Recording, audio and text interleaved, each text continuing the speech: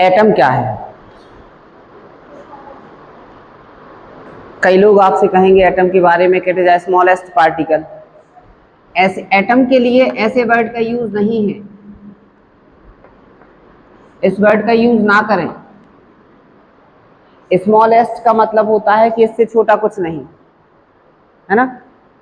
तो अभी के अगर हम ये जो शब्द है एटम, ये बहुत बाद का शब्द है। हम हमारे ही इतिहास में जाते हैं, भारत के इतिहास में करीबन 2500 साल पहले महर्षि कणाद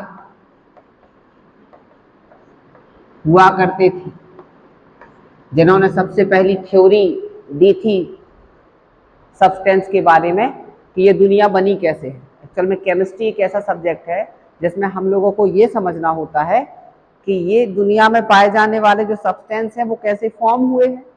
फॉर्म हुए मतलब कैसे बने, वो आखिर बनने के बाद वो एक फॉर्म से दूसरे फॉर्म में कन्वर्ट कैसे होते हैं, और कन्वर्ट होने के बाद जो नया सब्सटेंस बनता है उसकी प्रॉपर्टीज क्या हैं और उसके यूज क्या हैं, ये सब कुछ केमिस्ट्री में हम जानने की कोशिश करते हैं।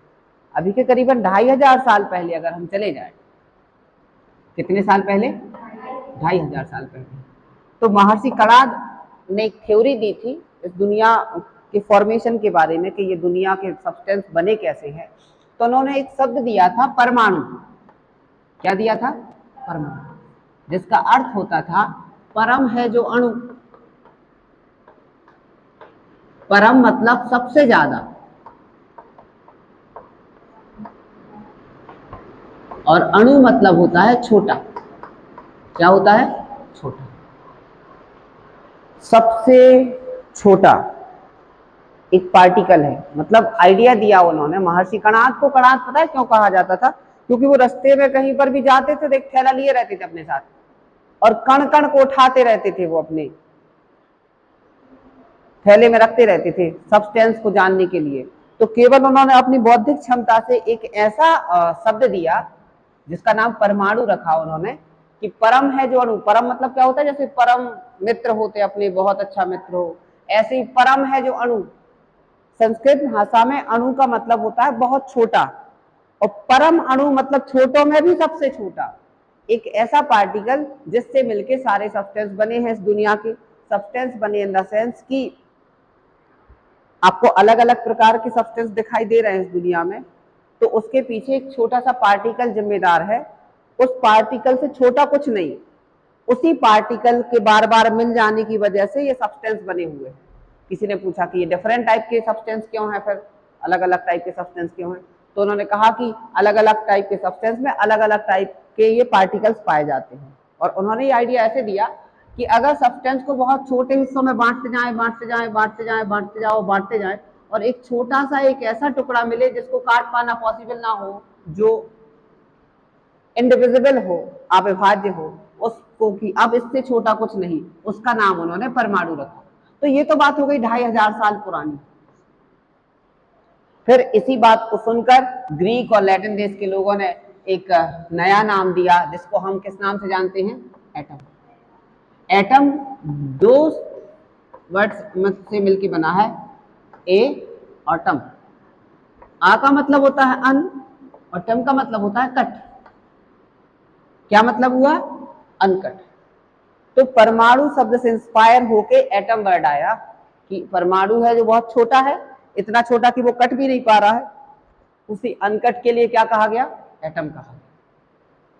अब ये कब की बात हो गई? 2000-2500 साल पुरानी बात हो गई, जबकि हम लोगों के पास माइक्रोस्कोप जैसी चीजें नहीं हुआ करती थी। हम बहुत अंदर नहीं देख पाते थे सब्सटेंस के, या फिर ये केवल सोची हुई बात है, केवल इमेजिनेशन, हाइपोथेटिकली ये बात कही गई है, और ये कोई किसी ने माइक्रोस्कोप के अंदर नहीं देखा हुआ है चीजों को। इसके बाद अगर हम अभी आए 2026 में, कब आना है? 2026 में।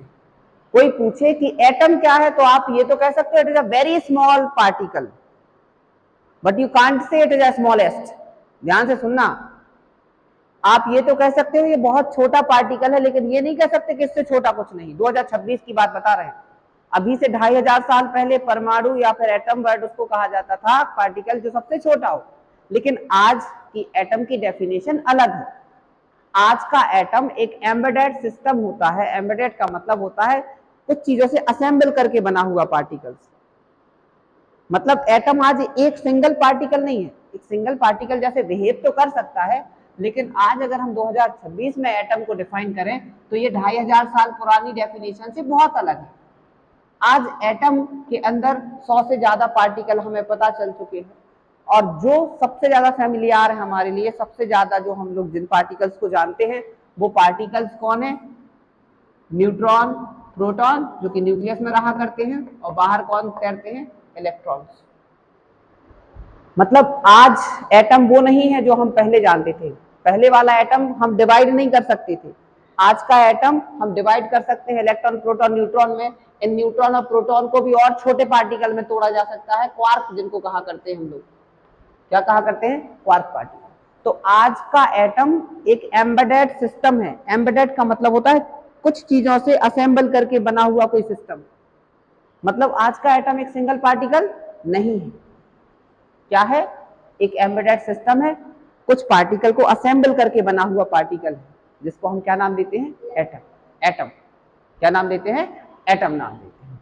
तो एटम एक एम्बेडेड सिस्टम है। Atom is an embedded system which is assembling by many particles like electron, proton and neutron। और बहुत सारे और पार्टिकल भी खोज लिए गए हैं एटम के अंदर, लेकिन सबसे ज्यादा जो जरूरी है, जिनकी प्रॉपर्टी का यूज करके हम लोगों ने इलेक्ट्रॉनिक डिवाइसेस, ये पंखे, ये प्रोजेक्टर और ये बहुत सारे इलेक्ट्रॉनिक गैजेट्स बनाए हुए हैं, उनमें सबसे ज्यादा जानी मानी पार्टिकल है कौन?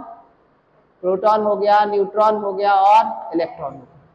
तो अभी फिलहाल में आप 3 पार्टिकल तक बने रहें कि एटम के अंदर न्यूट्रॉन और प्रोटॉन न्यूक्लियस में रहते हैं और इलेक्ट्रॉन बाहर घूमा करते हैं। अब आगे की बात, एटम अपने अलग अलग एटम की अपनी अपनी पहचान होती है। जैसे हम लोगों के रोल नंबर हुआ करते हैं, ऐसे ही एटम के एटॉमिक नंबर हुआ करते हैं। कोई पूछे ये एटम मिले कहाँ है हमें, तो आपको बताना है कि ये दुनिया में जो सब्सटेंस है ना, उन्हीं में से मिले हुए हैं। जैसे मान लीजिए आप किसी बफर सिस्टम में खाना खाने जाते हो, ठीक है, तो आपको वहां मसालों की खोज हुई, कहाँ मिले? जो वहां सब्जियां रखी हुई थी, जो पकवान रखा हुआ था, उन्हीं में मसाले मिल गए ना।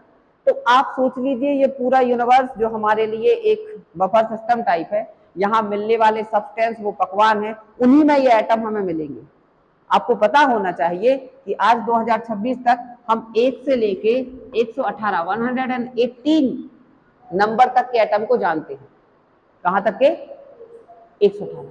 अब कोई पूछे कि एटम की वैरायटी डिसाइड कैसे होती है, ध्यान रखना, हम लोगों का रोल नंबर जैसे होता है, आधार कार्ड नंबर जैसे होता है, ऐसे ही एटम का एटॉमिक नंबर होता है। एटॉमिक नंबर डिसाइड करता है नंबर ऑफ प्रोटॉन। कौन डिसाइड करता है? Number of proton. अगर किसी के पास 1 प्रोटॉन है तो ये इसका एटॉमिक नंबर कितना है? 1। इस 1 प्रोटॉन वाले एटम को हम लोगों ने हाइड्रोजन नाम दिया हुआ है। क्या नाम दिया हुआ है? हाइड्रोजन। 2 प्रोटॉन वाला एटम अगर होगा, इसको हम लोगों ने हीलियम नाम दिया हुआ है। 3 प्रोटॉन वाले को नाम क्या दिया है? लिथियम नाम दिया। अभी हम प्रोटॉनों की चर्चा बस कर रहे हैं, न्यूट्रॉन और इलेक्ट्रॉन पर नहीं आए हुए, क्योंकि number of proton is the identity of an atom. एक एटम की, जैसे हमारा आधार हमारी पहचान, ऐसे ही क्या होता है, किसी एटम का एटॉमिक नंबर उसकी पहचान होती है। आपको पता होना चाहिए ये बात कि प्रोटॉनों के नंबर बदल जाने से एक एटम का पूरा व्यवहार बदल जाता है। एक प्रोटॉन वाले का जो व्यवहार होगा वो 2 प्रोटॉन वाले से बिल्कुल अलग होगा, 3 प्रोटॉन वाले का बिल्कुल अलग होगा, 4 प्रोटॉन वाले का बिल्कुल अलग होगा, 5 प्रोटॉन वाले का बिल्कुल अलग होगा। If the number of proton will change in an atom, so the property will change। पूरा व्यवहार बदल जाएगा। जैसे आपका स्कूल में रोल नंबर कितना है? 33। आपका 5। तो 33 वाला और 5 वाले आप लोग एक हो कि अलग अलग हो? अलग अलग। बिल्कुल ऐसे ही होता है कि अगर किसी का रोल नंबर 33 है तो वो अलग इंसान है, 5 है तो अलग इंसान है। ऐसे किसी का एटॉमिक नंबर मतलब होता है number of proton present in the nucleus, ठीक है। तो न्यूक्लियस में अगर प्रोटॉनों के नंबर 5 हैं तो उसका अलग व्यवहार होगा, 33 है तो अलग व्यवहार होगा। ऐसे हमने अलग अलग प्रोटॉन वालों के नाम भी अलग अलग रख लिए, अलग अलग प्रोटॉन वालों के नाम भी अलग अलग रख लिए हैं। इसके बाद कि कहां तक के नंबर पता चल गए हम लोगों को, कहां तक के पता चले हैं? 118 तक, 118 तक। एक प्रोटॉन वाले का नाम पता है, सबके नाम भी रख चुके हैं हम लोग, ठीक है। इनको एक क्लासिफिकेशन करके एक टेबल में सजाया गया है। उस टेबल को बनाने में भी बहुत टाइम लगा, 100 साल से ज्यादा लग गए। उस टेबल का नाम है पीरियोडिक टेबल। उसमें सारे के सारे एटम्स सजे हुए हैं, या एलिमेंट कह ले सजे हुए हैं, ठीक है। अब हमें एटम के बारे में तो हमें जानकारी मिल गई कि भाई पुराने जमाने में एटम एक सिंगल पार्टिकल हुआ करता था। पुराने जमाने में एटम एक सिंगल पार्टिकल हुआ करता था, लेकिन आज के जमाने में एटम एक सिंगल पार्टिकल नहीं है, ये बहुत सारे पार्टिकल से मिलकर बना हुआ एक पार्टिकल है, ठीक है। बहुत सारे पार्टिकल से मिलके बना हुआ एक पार्टी, जैसे गुड़ का लड्डू नहीं होता, बहुत सारे ड्राई फ्रूट से मिलके बना हुआ एक लड्डू होता, ऐसे बहुत सारे पार्टिकल से मिलके बना हुआ एक सिंगल पार्टिकल है जिसका नाम हम लोगों ने एटम रखा हुआ है, ठीक है।